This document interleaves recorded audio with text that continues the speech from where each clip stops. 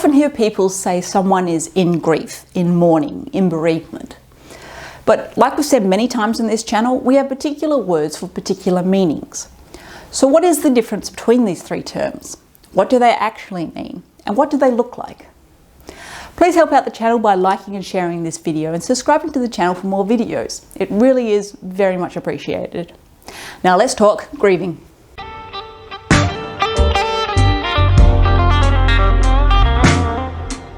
Bereavement.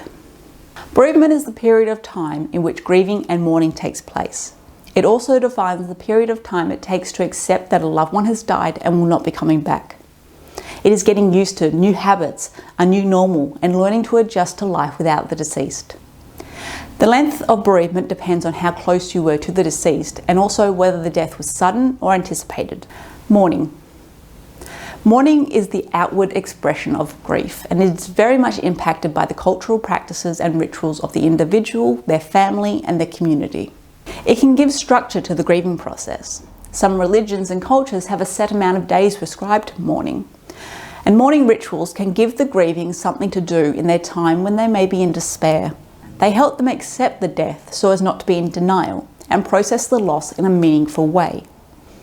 Lighting candles, wearing black, attending a wake, reciting prayers are all examples of mourning rituals. If you want to see extreme mourning rituals, may I suggest you look up those of the Victorian English. Grief.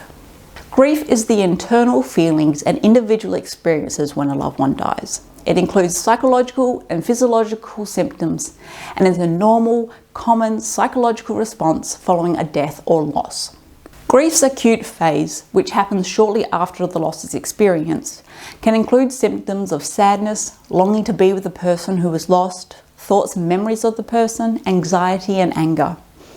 This acute phase is not some sort of diagnosis and usually does not require any professional intervention and decreases naturally over time. Now, we've all heard of the 5 stages of grief, a theoretical model for grieving outlined by Swiss psychiatrist Elisabeth Kubler-Ross in 1969. On a positive side, the model did bring to people's attention some of the common symptoms of grief which were previously overlooked.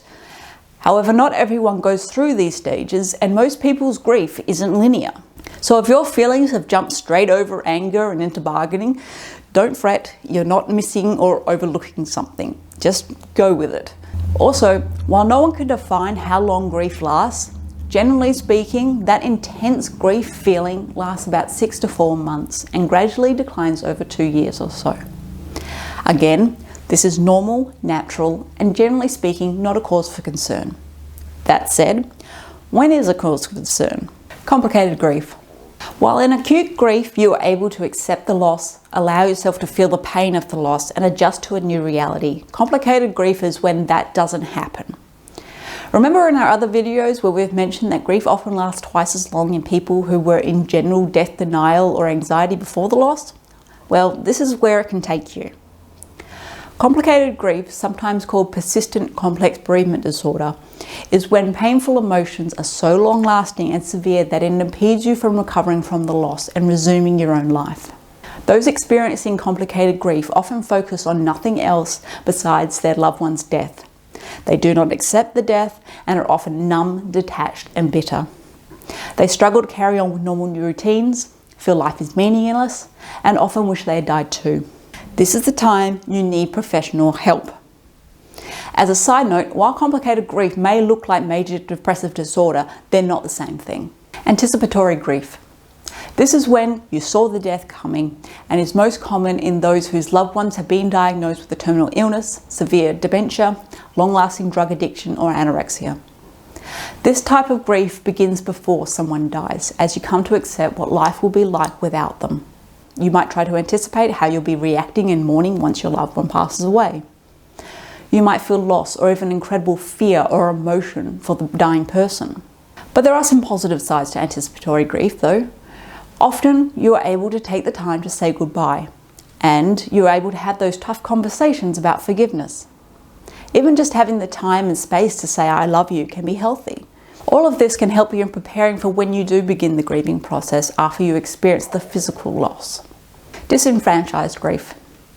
This is when your grief isn't validated or recognised by those closest to you, or by a society who says you shouldn't be grieving for that person. Examples may be the grief over the loss of a pet, of an ex-partner, of someone with a death sentence, after an abortion, a gang member, an affair partner, or in some communities, a same-sex partner. Disenfranchised grief also defines losses that aren't a death, such as the loss of a job, relationships, acquiring a disability or illness. These are the loss of what could have been your future. This grief that you feel for these things and these people are very real and deserve to be acknowledged. So what have we learned? Grief comes in many forms and mourning rituals are healthy and necessary. There is an irony in much of our modern day Australia which seems to demand that a person grieves for any loss, but we don't want to see it and we don't want to have it interrupt our day-to-day going on. It just doesn't work that way. You can't have your cake and eat it too, as they say. And with that, please subscribe and like if you found this helpful. Now go talk death.